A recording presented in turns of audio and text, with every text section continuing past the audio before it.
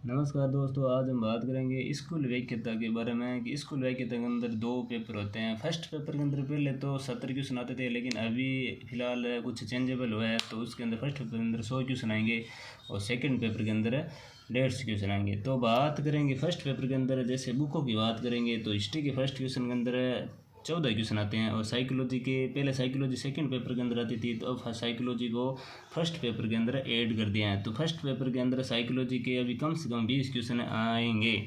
तो हिस्ट्री की बात करते हैं तो हिस्ट्री के लिए पवन भरिया की बुक है, वो काफ़ी है, और बाकी आपके पास नोट्स है तो नोट्स पढ़ सकते हैं, लेकिन मेरा मानना ये है कि पवन भरिया की बुक है वो बेस्ट है।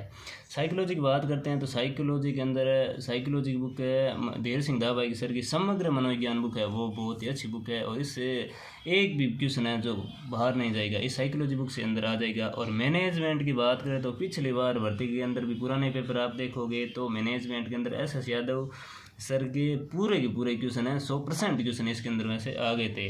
और इंग्लिश के अंदर आप 4-5 टॉपिक है, इंग्लिश के अंदर आप कोई भी बुक पढ़ सकते हो, जैसे कोचिंग की सहायता से पढ़ सकते हो या आप खुद भी नोट्स बना सकते हो।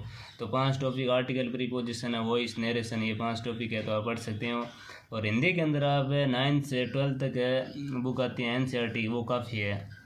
मैथ्स के अंदर ही 4-5 टॉपिक है, 5 प्रश्नावली, 5 प्रश्नावली के अंदर आप छोटी सी एक बुक आती हैं वो पढ़ सकते हो, और रीजनिंग के अंदर कोई भी पढ़ सकते हो।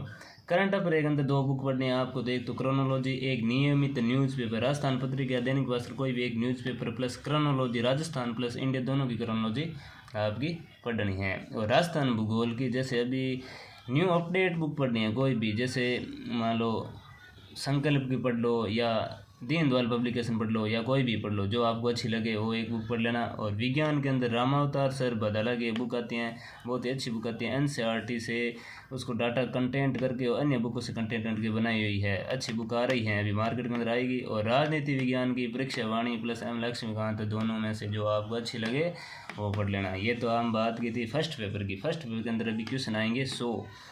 और आगे बात करते हैं सेकंड पेपर। अगर कोई सेकंड पेपर पॉलिटी से तैयारी करना चाहते हैं तो वो बेनीवाल जी सर की क्लास लेने के बाद, अगर कोई क्लास लेता है तो ठीक है, नोट्स पढ़ो, नोट्स के साथ साथ ये बुक पढ़नी है। जैसे राजनीतिक सिद्धांत या थ्योरी की बात करते हैं तो OP गाबा सर की बुक पढ़नी है।